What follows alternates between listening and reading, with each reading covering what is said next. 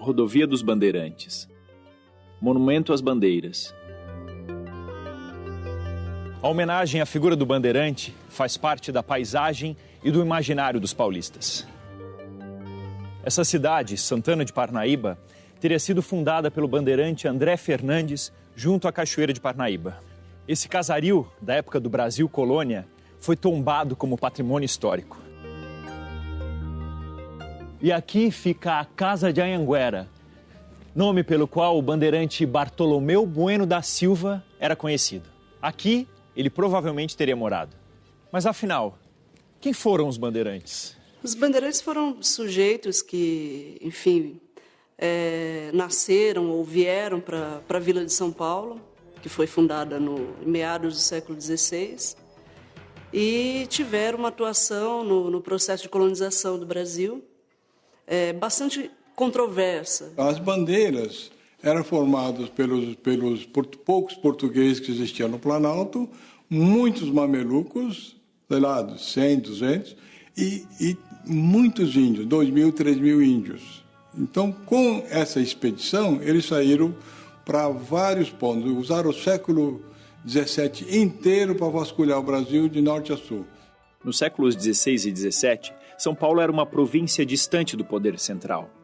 Uma alternativa de participação dos paulistas na economia da colônia era se vincular às fontes de riqueza daquela época, os engenhos produtores de açúcar e os metais preciosos. Até porque aqui não se desenvolvia uma agricultura rentável. Uma das atividades dos bandeirantes era liderar expedições de apresamento. Eles eram contratados pelos senhores de engenho para entrar no mato e aprisionar indígenas, que serviam de mão de obra escrava nos engenhos de açúcar. Além disso, havia as bandeiras de metais preciosos, empreitadas para buscar metais como ouro e prata. Quando eles partem em busca de ouro e pedras preciosas, eles vão se espalhar pelo continente sul-americano. Agora, eles não estavam fazendo aquilo porque eles queriam ampliar o território brasileiro. Essa é a questão. Eles estavam fazendo aquilo porque, no fundo, era algo que lhes permitiria ter uma condição econômica melhor. No início das expedições de apresamento, os bandeirantes capturavam índios que moravam perto da Vila de São Paulo. À medida que precisavam de mais mão de obra escrava para vender aos engenhos de açúcar do Nordeste, iam penetrando no sertão, em territórios cada vez mais distantes.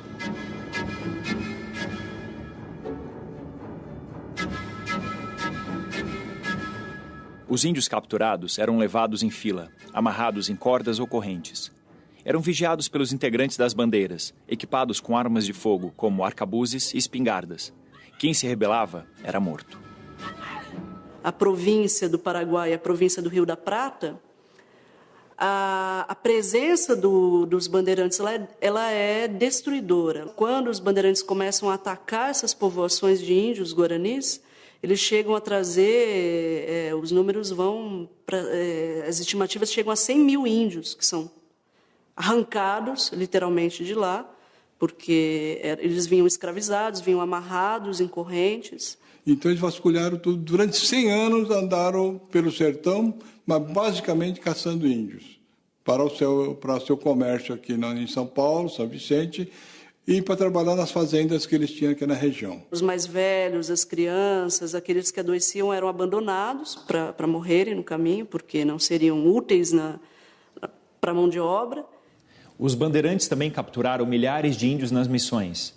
Aldeias fundadas pelos padres jesuítas que começaram a chegar ao Brasil em 1549. Enviados pela coroa portuguesa para catequizar a população indígena, esse projeto era a prioridade para Portugal. Era uma forma de evitar o avanço do protestantismo que se difundia na Europa e também garantir que o território se tornasse efetivamente uma colônia portuguesa. Para que os indígenas compreendessem o ensinamento religioso e os costumes europeus, tinham que aprender a ler e escrever. Os jesuítas construíram diversos aldeamentos, com oficinas, alojamentos e escolas. Lá começaram a se comunicar com os índios pelo Nhangatu, uma mistura de tupi e português, que passou a ser o idioma falado nas reduções jesuíticas.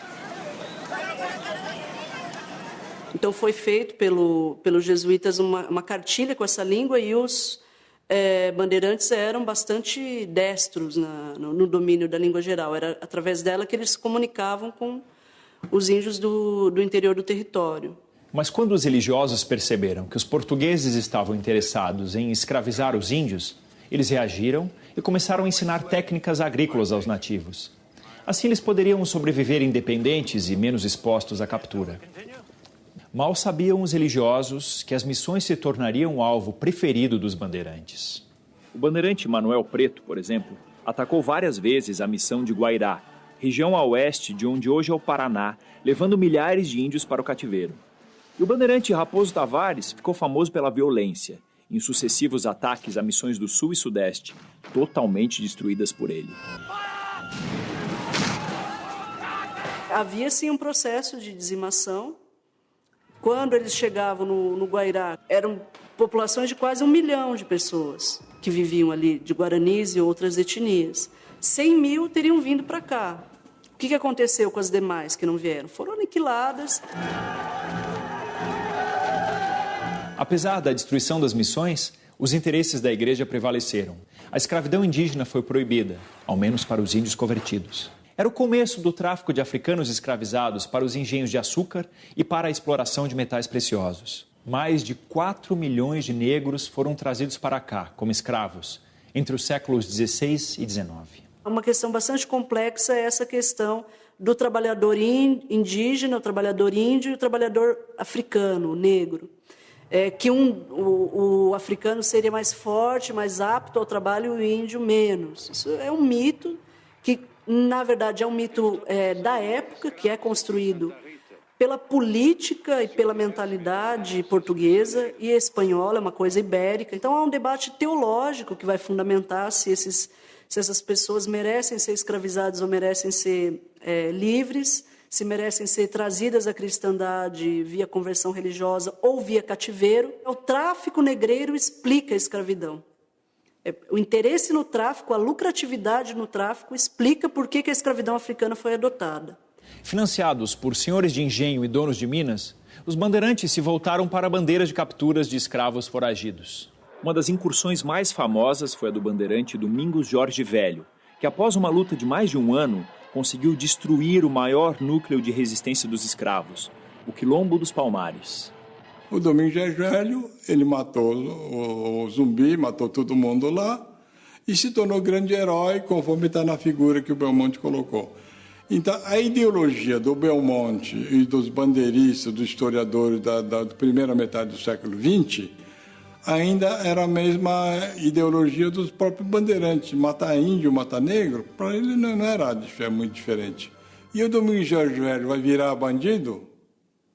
Então, isso são coisas de época também, né? De que em cada época você tem uma ideologia que conduz à ação humana. De uma forma ou de outra, os bandeirantes entraram em territórios desconhecidos e é comum se atribuir a eles a expansão dos limites estabelecidos pelo Tratado de Tordesilhas.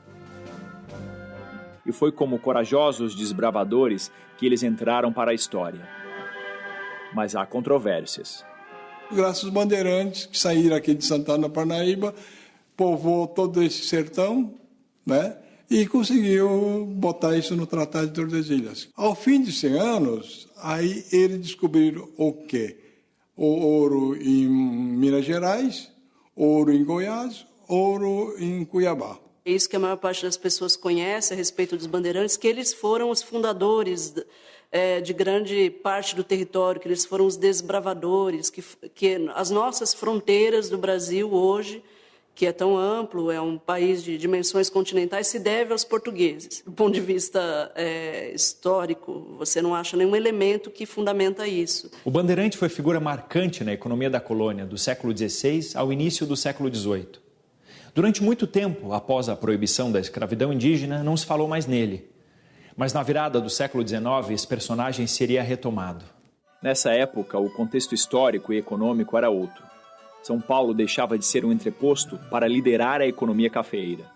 Foi quando a elite paulista, formada pelos cafeicultores, começou a buscar, em seu passado, uma origem heróica. Essa elite queria mudar a imagem provinciana e caipira de São Paulo. Era preciso justificar o seu poder econômico e político, Na República recém-proclamada, foi o início de um longo processo de construção do mito bandeirante. Homem corajoso, com espírito guerreiro e empreendedor, características que a elite paulista teria herdado desses antepassados.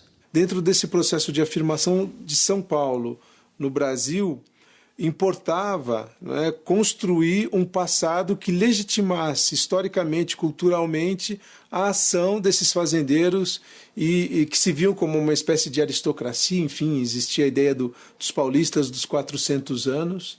E quem eram os paulistas dos 400 anos? Eram aqueles que tinham no costado, né, lá atrás, esses bandeirantes. Você precisava também, do ponto de vista do discurso, mostrar que esses homens teriam sido importantes na configuração do Brasil de hoje. Até porque você cola esse discurso com o próprio discurso do século XX, que é São Paulo, locomotiva da nação. É nesse contexto que a elite paulista luta para resgatar a hegemonia política de São Paulo. E enfatiza o mito do bandeirante, na Revolução de 32. A chamada Revolução Constitucionalista de 32, ela foi muito importante nesse processo de construção, né, do mito bandeirante, porque, no fundo, apesar de não ser propriamente um movimento separatista, havia muito essa ideia de reafirmação de um lugar perdido de São Paulo no conjunto, né, nacional. Mas para construir um mito não basta apenas erguer monumentos. Jornais, revistas, comemorações cívicas, livros didáticos e currículos escolares também tiveram um papel importante nessa idealização do bandeirante. São uma série de recriações, né, de idealizações, na verdade, diz muito mais aos homens do presente como que eles gostariam que esses homens do passado fossem. Então, queriam que eles fossem menos indígenas, menos rústicos, com mais traços europeus. Inclusive, se você pega as estátuas, as representações como o Borba Gato, vestidos com botas e vestimentas que não correspondem ao que os documentos nos dizem. A República, ela foi instituída dentro de uma ideologia positivista que previa a educação cívica das massas. E para que essa educação cívica das massas se constituísse, era preciso construir o panteão de heróis que permitiriam essa adoração cívica.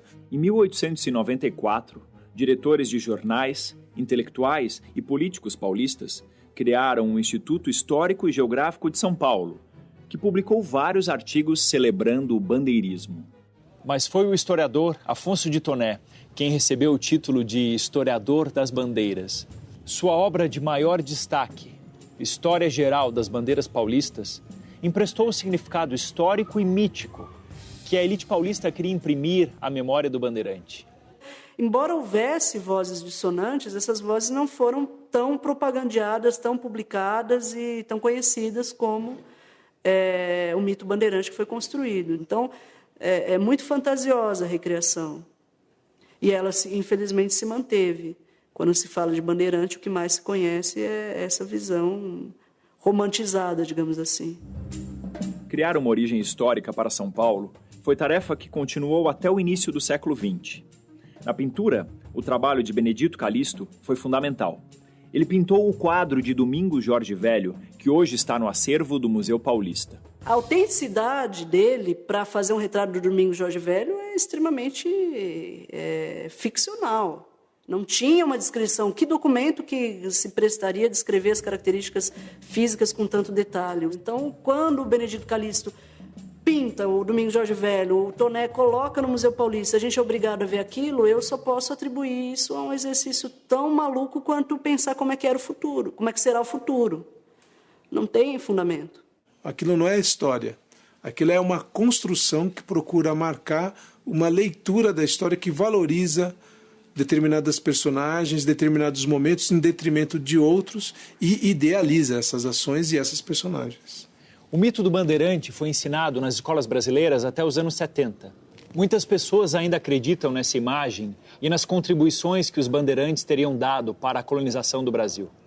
Mas o fato é que até hoje continua um embate entre os documentos históricos e as obras ficcionais. Teriam sido os bandeirantes apenas escravizadores de índios e negros ou desbravadores do território nacional? Ou ambos?